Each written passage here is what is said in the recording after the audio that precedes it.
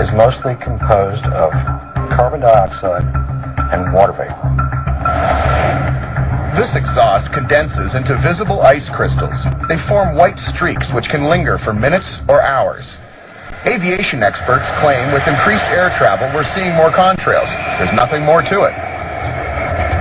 But some people believe that the same aircraft can release experimental chemical additives in the air as chemical contrails or chemtrails. In this way, government agencies can either manipulate the weather or counteract global warming. But some people claim chemtrails are harming an unsuspecting public.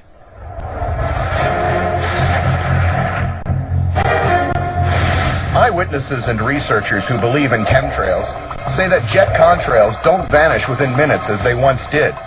They now linger and spread, sometimes for hours, forming strange, suspicious patterns. Rosalind Peterson is one of those believers. It's not normal for us. It's a grand experiment. Peterson lives in Northern California near San Francisco. At one time, she worked for the State Department of Agriculture. Part of her job involved being aware of environmental issues. I first started noticing unusual contrails in 2002 when it was brought to my attention by a friend of mine. He took me outside of his office and we began to look at these persistent jet contrails. Peterson thought she saw a connection between aircraft activity and reports of chemically contaminated water in communities throughout California. There were unusual high spikes in chemicals and heavy metals.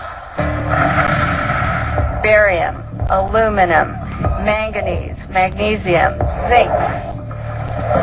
And I suspect that we're getting the pollution from something in the atmosphere that's being released. Peterson became so alarmed about the chemical contrails that she formed an organization called California Skywatch, a group dedicated to clean air.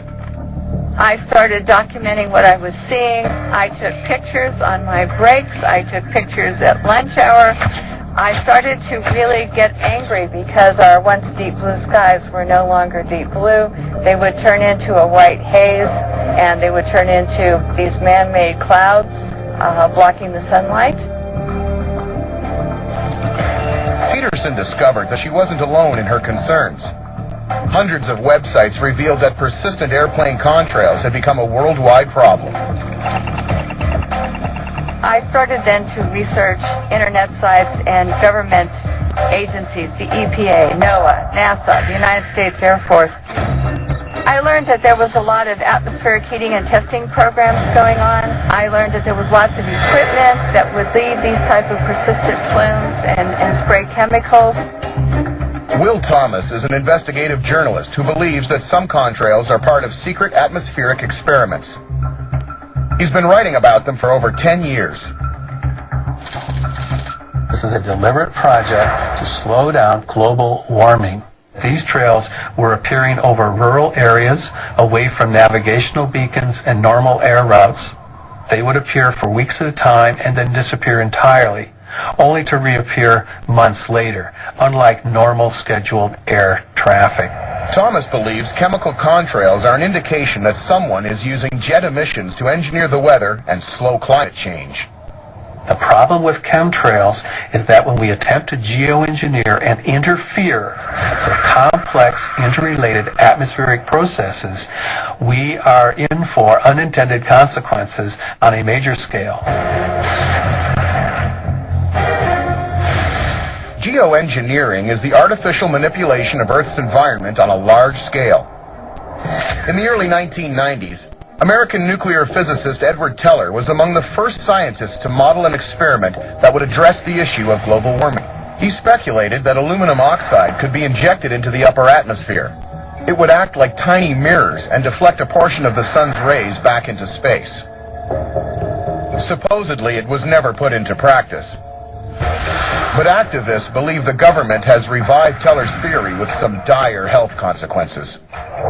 Some of the literal fallout from this chemtrail project are these 10-micron particulates falling by the megaton on unsuspecting people, plants, and wildlife. Now, a human hair is 100 microns across. 10 microns is submicroscopic. It can impact our lungs, it can inflame our hearts, give us heart disease, leading to fatalities. So this material comes down randomly in invisible clumps. Dave Dickey also believes in chemtrails. As a landscape contractor for a large city, he spends a lot of time out of doors. Contrail development is different than it ever has been in the past. And I do remember one in January for about 2002, where the number of flights overhead were extremely unusual. The number of contrails in the sky was unbelievable. We're counting 40 to 60 flights. And out of those 40 to 60 flights, most of them left an incredibly persistent large plume, which would spread out and come.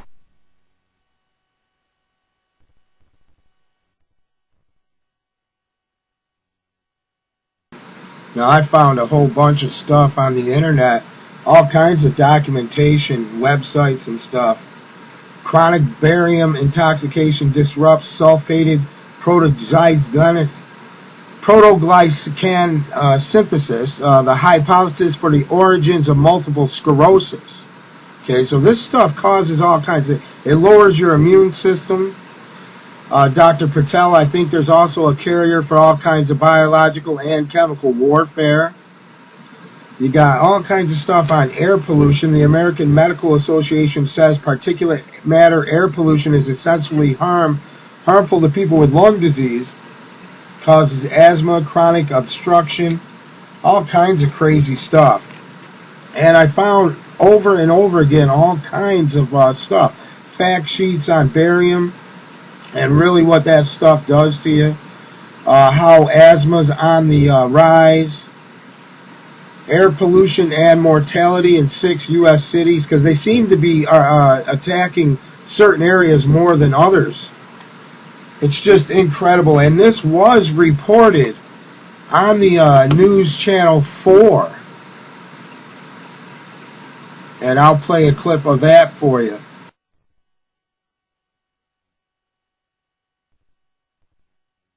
Could a strange substance found by a Southwest Arkansas man be part of a government test? Well, that's the question at the heart of a phenomenon called chemtrails, now getting widespread attention. Well, tonight, KSLA News 12 investigation reporter Jeff Farrell shows us the results of testing we had done about what's in our skies. It seemed like some mornings it was just crisscrossing the whole sky. It was just like a giant checkerboard. Bill Nichols snapped several photos of the strange clouds from his home in Stamps, Arkansas. They begin as normal contrails from a jet engine, but do not fade away like a normal contrail.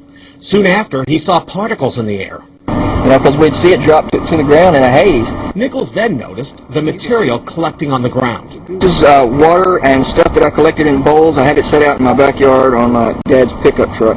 KSLA News 12 had the sample tested at a lab. The results? A high level of barium, 6.8 parts per million, more than 3 times the toxic level set by the EPA. Armed with these lab results about the high levels of barium found in our sample, we decided to contact the Louisiana Department of Environmental Quality. They told us that yes, these levels are very unusual, but at the same time they added the caveat that proving the source is a whole other matter. Barium is a hallmark of other chemtrail testing, which even attracted attention from a Los Angeles TV station. There's already no shortage of unclassified weather modification programs by the government. But those who fear chemtrails could be secret biological or chemical testing on the public point to the 1977 Senate hearings in particular, which confirmed 239 populated areas had been contaminated with biological agents between 1949 and 1969. Later, the 1994 Rockefeller Report concluded hundreds of thousands of military personnel were also subjected to secret biological experiments over the last 60 years. But could secret testing be underway yet again?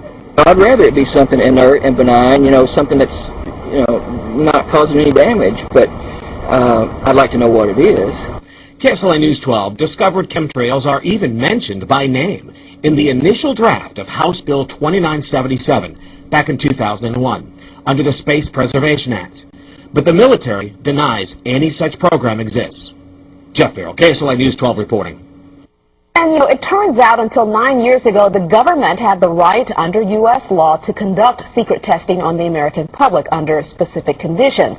Only a public outcry repealed part of that law with some exceptions. And a Dress report mentioned